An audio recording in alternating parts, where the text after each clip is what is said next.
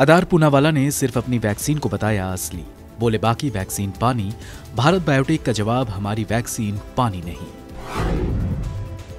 सरकार और किसान संगठनों के बीच में 8वें दौर की वार्ता खत्म।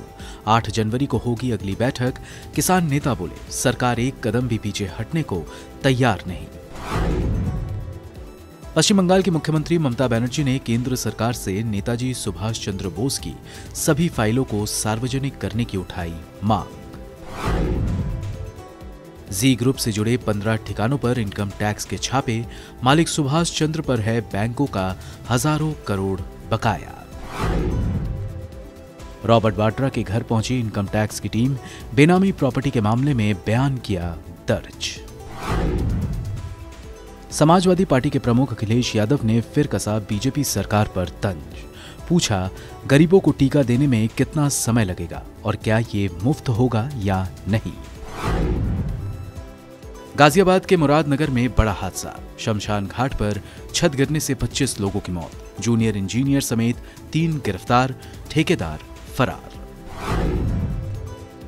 मौसम विभाग की चेतावनी। दिल्ली में अगले 2-3 दिनों तक बारिश और अंधड़ की संभावना। और राजस्थान में कौवों के बाद अब माइग्रेटरी पक्षियों की भी हुई मौत। पौंड हेरो के मरने से डोसा में मचा हड़कंप।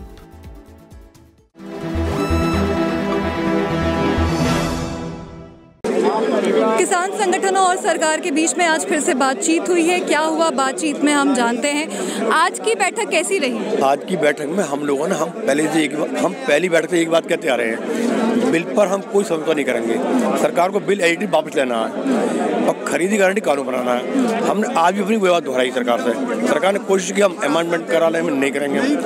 तो फिर सरकार ने टाइम मांग लिया, हम 8 तारीख को बताएंगे आपके बारे में। हमने साफ कर दिया अपने स्टैंड, इससे नहीं हम बात नहीं करेंगे। आप चाहे 1 महीने मानो, 6 मानो, पूरा टाइम आपके पास, हम बैठे आराम से। जब आप तैयार हो बता दियो हमें। अब 8 को मीटिंग बुलाई है, सरकार मानती है ठीक नहीं मानती कोई बात नहीं। अच्छा, आंदोलन चलता रहेगा हमारा। तो ये भी सुनने में आया कि जब बैठक हो रही थी थोड़ी देर आप लोगों ने बातचीत की, फिर काफी लंबा लंच ब्रेक चला। क्या हुआ था? लंच ब्रेक चला, उसके बाद सरकार ने टाइम लिया, बात करी होंगे अपनी। हाँ। हमने फिर अपना स्टेट क्लियर कर दिया। हाँ। हमने कहा इससे कम तो बात नहीं करेंगे, साफ कर दी मेरी बात। हाँ। और अब जब भी बात होगी अध्यादेश तो सरकार को वापस लेने होंगे।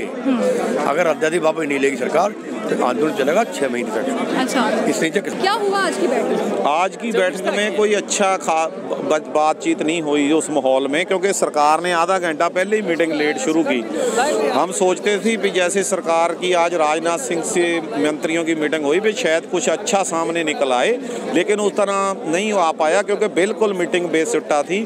सरकार चाहती है कि इसमें शोध करवा लो। उसमें हम पहले स्पष्ट एजेंडा है हमारा जथेबंदियों का कि हम ये तीनों कानून रद्द करवाने से पीछे कोई बात नहीं कर सकते। MSP पे कानून बनना चाहिए, जो हमने स्पष्ट इनको प्रपोजल बना के दी हुई है।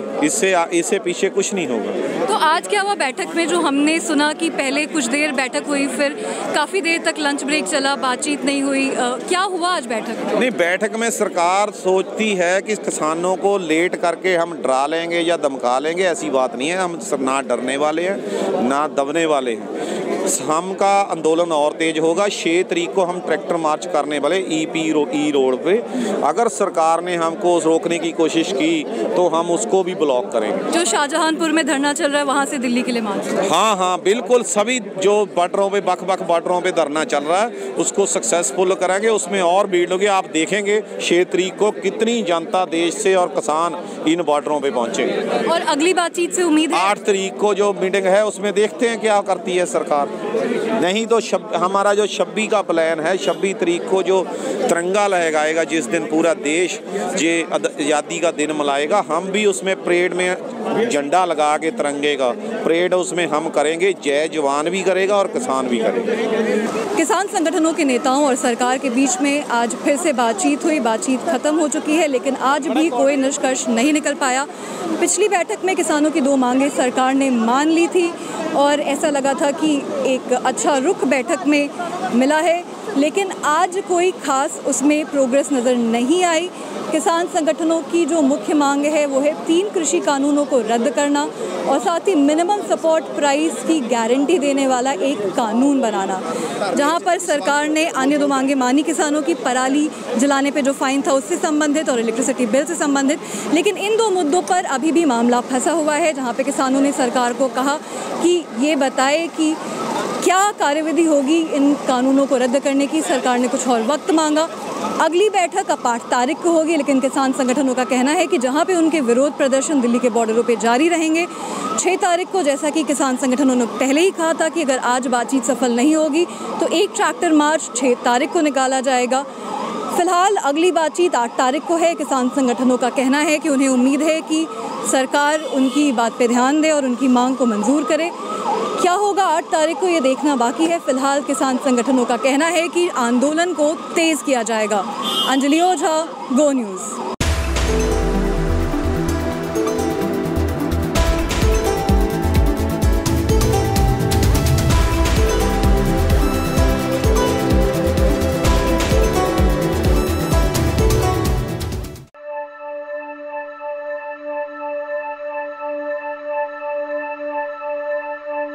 देश में चल रहे किसान आंदोलन के बीच 2 कृषि आधारित राज्यों पर चर्चा गर्म है। एक है बिहार और दूसरा पंजाब। पंजाब के किसानों का आरोप है कि जैसे बिहार में 2006 में एपीएमसी यानी सरकारी कृषि मंडियां खत्म की गई, वैसे ही पंजाब में भी सरकार नए कृषि कानूनों द्वारा सरकारी मंडी खत्म करना चाहती है। आज की तारीख में पंजाब का किसान बिहारी किसान से लगभग 4 गुना अमीर है और इसका बड़ा कारण है पंजाब में उगी फसलों पर मिलने वाला एमएसपी यानी न्यूनतम समर्थन मूल्य। देश में सबसे ज्यादा एमएसपी पर खरीद पंजाब, फिर हरियाणा और उसके बाद मध्य प्रदेश में होती है। लोकसभा में दिए गए आंकड़े बताते हैं कि देश में सबसे कम आमदनी बिहार के किसानों की है, जो साल में केवल 45,317 रुपए ही कमाता है, जबकि सबसे ज्यादा कमाई पंजाब और हरियाणा के किसानों की है, जो इस आंदोलन में सबसे आगे हैं। पंजाब का एक किसान सालाना औसतन 2,30,905 रुपए कमाता है। पंजाब के किसानों को डर है कि कहीं उनकी हालत भी बिहार के किसानों जैसी ना हो जाए। लेकिन एक सच ये भी है कि कृषि विकास दर में बिहार के आगे पंजाब कहीं नहीं ठहरता। मसलन 2005-06 से लेकर 2014-15 में बिहार की कृषि विकास दर 4.7% थी, जबकि भारत की कृषि में 3.6% की वृद्धि हुई, यानी कृषि में बिहार से तेज ग्रोथ देखने को मिली। पिछले 5 वर्षों में भारत की कृषि विकास दर 2% रही, जबकि बिहार की कृषि विकास दर 7% रही। इसके विपरीत पंजाब में कृषि अर्थव्यवस्था की रफ्तार धीमे होने लगी है। 1972 से 1986 के बीच जब भारत की कृषि विकास दर 2.3% थी, हरित क्रांति के जनक पंजाब में ये 5.7% थी। हालांकि 1986-87 और 2004-05 के बीच भारत की कृषि विकास दर 2.94% थी और पंजाब की विकास दर घटकर 3% रह गई और नीचे जाती रही। 2005-06 और 2014-15 के बीच पंजाब की कृषि विकास दर घटकर 1.61% रह गई। आसान भाषा में कहें तो पिछले 10-12 सालों में कृषि क्षेत्र में पंजाब लुढ़कता जा रहा है और बिहार आगे निकल रहा है। कई वित्त संस्थाएं जैसे एसोचैम, फिक्की भी पंजाब की धीमी होती आर्थिक गति पर चिंता जता चुके हैं। एक कड़वी हकीकत ये भी है कि जहां साल 2019 में पंजाब में 302 किसानों और खेतीहर मजदूरों ने आत्महत्या की, वहीं इसी दौरान बिहार में एक भी किसान और कृषि मजदूर ने खुदकुशी नहीं की। अगर गेहूं और चावल को छोड़ दें तो बिहार गन्ना उत्पादन, फल सब्जियों, नारियल आदि के उत्पादन में पंजाब से कई पायदान आगे है। वैसे पिछले 10 से 12 सालों में बिहार के पंजाब से आगे निकलने की वजह जानकारों के मुताबिक बिहार में लो बेस यानी पहले तरक्की की रेस में काफी पिछड़ा रह जाना है।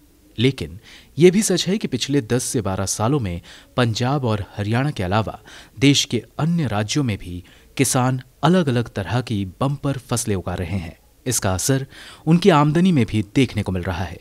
बिहार में भी सालाना आमदनी बढ़ने की दर पंजाब से तेज है। ब्यूरो रिपोर्ट, गो न्यूज़।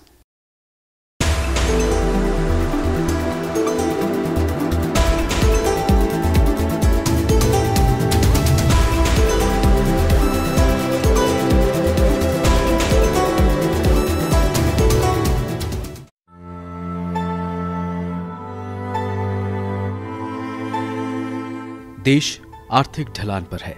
सच्चाई ये है कि भारत आर्थिक मोर्चे पर बहुत पहले ही फिसलने लगा था। महामारी और लॉकडाउन ने सिर्फ इसके लुढ़कने की रफ्तार को गति दे दी।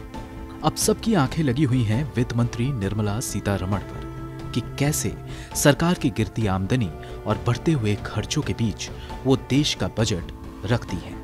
कई आर्थिक जानकारों का मानना है कि सरकार आने वाले वर्ष में अर्थव्यवस्था को गति देने के लिए अपना राजकोषीय घाटा बढ़ा सकती है। सवाल है कि सरकार अमीरों पर टैक्स बढ़ाकर देश को वित्तीय संकट से उबारने का प्रयास कर सकती है कि नहीं। दरअसल देश में 1971 में 5 करोड़ सालाना कमाने वालों पर 85% टैक्स और 10% सरचार्ज लगता था, जिससे कुल टैक्स 93.5% पहुंच जाता है। इसके बाद ये लगातार घटने लगा। मसलन 1974 में 5 करोड़ सालाना आमदनी पर कुल 77% टैक्स, 1976 में कुल 66%, 1984 में 61.9% और अगले साल ये आंकड़ा पहुंच गया कुल 50 पर।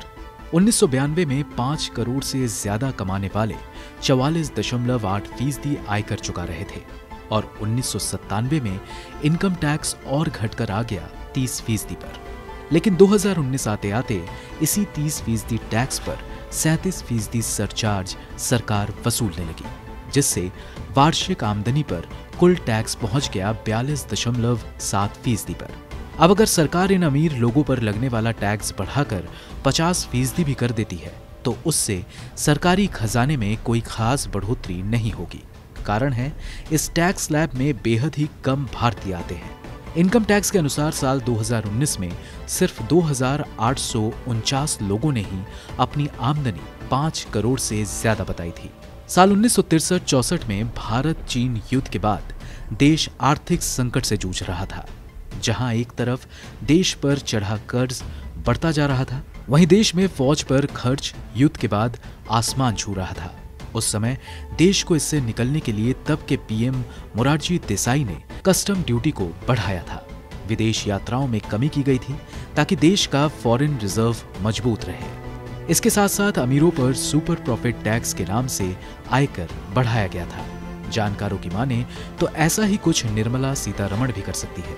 इससे भले ही सरकार को काफी बड़ी रकम हासिल ना हो, लेकिन अमीरों पर टैक्स लादकर सरकार अपनी छवि तो चमका ही लेगी। ब्यूरो रिपोर्ट, गो न्यूज।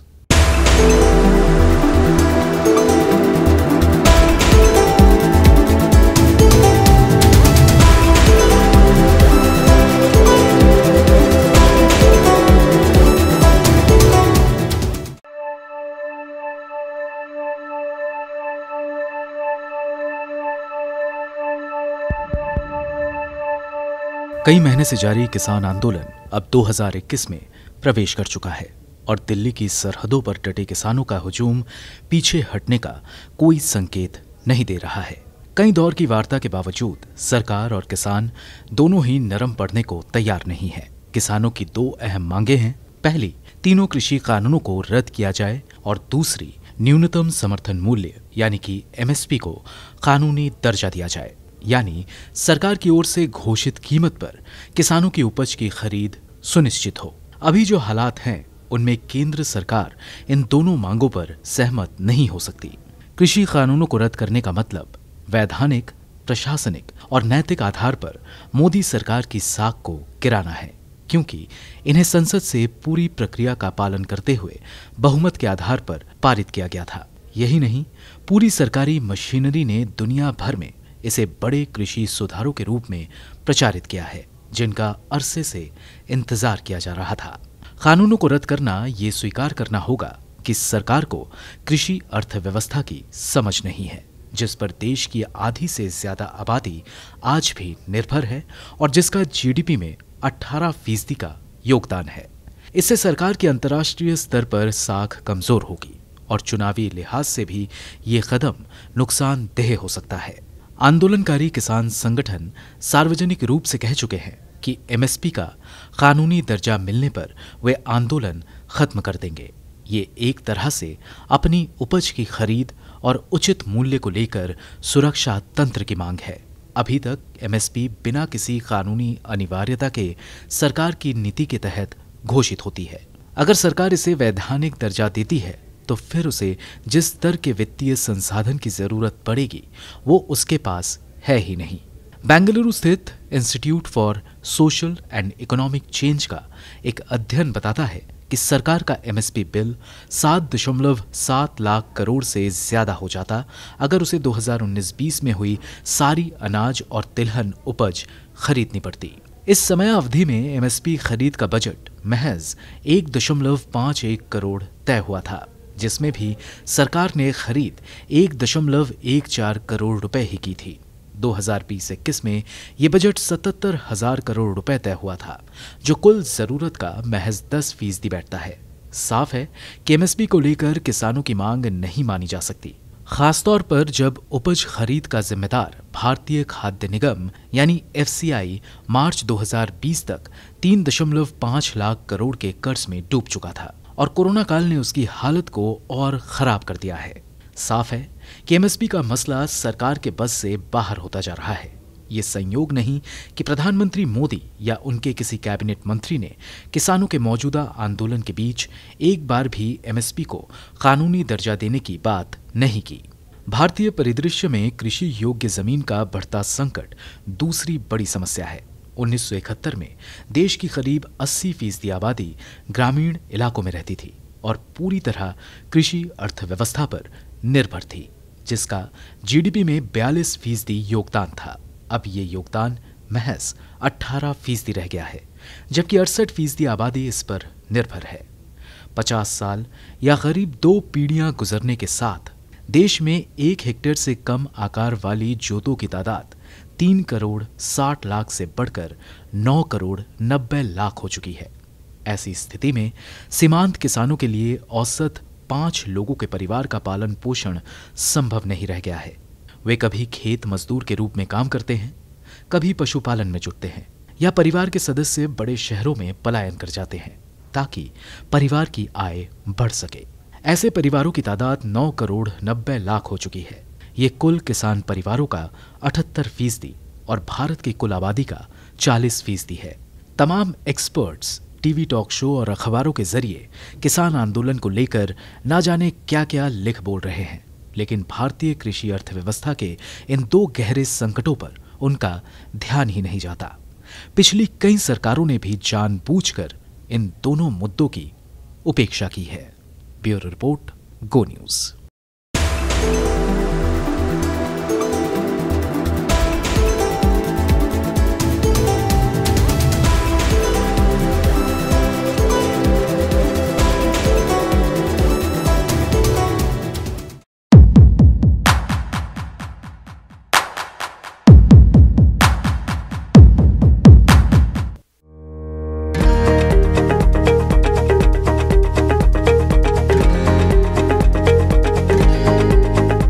भारत में क्रिकेट शब्द सिर्फ एक खेल नहीं, एक भावना है और इसके आशिक साल दर साल अपनी संख्या बढ़ाते ही जा रहे हैं। वैसे ये बात कुछ साल पुरानी है, जब भारत में T20 फॉर्मेट को लेकर क्रिकेट फैंस की दीवानगी बढ़ती जा रही थी। 2008 में इंडियन प्रीमियर लीग यानी IPL की शुरुआत हुई थी और उसी मौके पर चौका मारते हुए भवित सेठ और हर्ष जैन ने 2008 में fantasy sports platform dream 11 launch किया था। सबसे पहले तो आपको ये बता दें कि फैंटेसी स्पोर्ट्स प्लेटफॉर्म होते क्या है। फैंटेसी स्पोर्ट्स में यूजर मोबाइल ऐप या वेबसाइट पर अपनी वर्चुअल टीम बनाता है और पॉइंट्स कमाता है। पॉइंट्स के हिसाब से यूजर की कमाई भी होती है। कई ऐप्स मुफ्त में खेलने का मौका देते हैं और कई ऐप्स इसके लिए पैसे लेते हैं। अभी भारत में 140 से ज्यादा फैंटेसी प्लेटफॉर्म मौजूद हैं। 2016 के बाद तो फैंटेसी स्पोर्ट्स सेगमेंट ने सफलता की सीढ़ी इस तरह चढ़ना शुरू किया कि वो किसी की भी नजर से अछूता नहीं रहा। Federation of Indian fantasy sports और KPMG की रिपोर्ट के मुताबिक फैंटेसी स्पोर्ट्स के साल 2016 में महज 20 लाख यूजर थे। वहीं अब 3 साल में 44% की बढ़ोतरी के साथ 2019 तक यूजर का आंकड़ा 9 करोड़ को पार कर गया है। इस्तेमाल करने वालों की संख्या बड़ी है तो इससे होने वाली कमाई में बढ़ोतरी होना भी लाजमी है। 2016 में इसे खेलने वालों ने 350 करोड़ रुपए कमाए थे। 2019-20 में यूजर्स की कमाई का आंकड़ा 40 गुना बढ़कर 14,000 करोड़ रुपए तक पहुंच गया। 2016 में फैंटेसी स्पोर्ट्स ऑपरेटर्स की संख्या सिर्फ 10 थी, जो 2019 तक 14 गुना बढ़कर 140 से ज्यादा हो गई। आईसीसी की एक स्टडी के मुताबिक दुनिया भर में 100 करोड़ से ज्यादा क्रिकेट फैन हैं। इनमें से 90% तो सिर्फ भारतीय उपमहाद्वीप में ही मौजूद हैं। इसलिए फैंटेसी स्पोर्ट्स प्लेटफॉर्म पर क्रिकेट का वर्चस्व कोई हैरानी की बात नहीं है। FIFS और KPMG के एक सर्वे में पता चला कि 77% लोगों ने माना कि वो क्रिकेट के लिए फैंटेसी प्लेटफॉर्म पर आए थे। फुटबॉल 47% और कबड्डी 9% लोगों के साथ दूसरे और तीसरे नंबर पर है। बार्क निल्सन के मुताबिक IPL 2020 को 2019 के मुकाबले 28% ज्यादा लोगों ने देखा। इस साल IPL का टाइटल स्पॉन्सर भी ड्रीम 11 था, इसीलिए फैंटेसी स्पोर्ट्स की तरफ लोगों का ध्यान ज्यादा जाना लाजमी था। हर सिक्के के दो पहलू होते हैं और फैंटेसी स्पोर्ट्स पर भी ये कहावत एकदम सटीक बैठती है। फैंटेसी स्पोर्ट्स खेल के मौसम में कमाल दिखाता है, तो वहीं ऑफ सीजन में यूजर्स की भारी कमी भी झेलता है। अब fantasy sports industry pro kabaddi league, Indian super league, hockey India league, super boxing league, premier badminton league वगैरह पर भी फोकस कर रही है, जिससे पूरे साल यूजर्स का फ्लो बना रहे। भारत में फैंटेसी स्पोर्ट्स जितने लुभावने लगते हैं उतने ही विवादित भी हैं। आंध्र प्रदेश, तेलंगाना, तमिलनाडु, ओडिशा, असम, नागालैंड और सिक्किम जैसे राज्यों में फैंटेसी स्पोर्ट्स पर प्रतिबंध लगा है। इन राज्यों का मानना है कि ऑनलाइन गेमिंग की आड़ में जुए का चलन बढ़ रहा है। तमिलनाडु सरकार ने मद्रास हाईकोर्ट में बताया था कि राज्य में फैंटेसी स्पोर्ट्स में हारने के बाद सुसाइड के 30 मामले सामने आ चुके हैं। Centre for research on cyber crime and cyber law के चेयरमैन अनुज अग्रवाल तो यहां तक कहते हैं कि इनमें से कई फैंटेसी प्लेटफॉर्म मनी लॉन्ड्रिंग में भी शामिल हो सकते हैं। कौन सा यूजर कितना जीत रहा है, इस पर नजर ना होने की वजह से मनी लॉन्ड्रिंग भी की जा सकती है। सिद्धार्थ चतुर्वेदी की रिपोर्ट, गो न्यूज।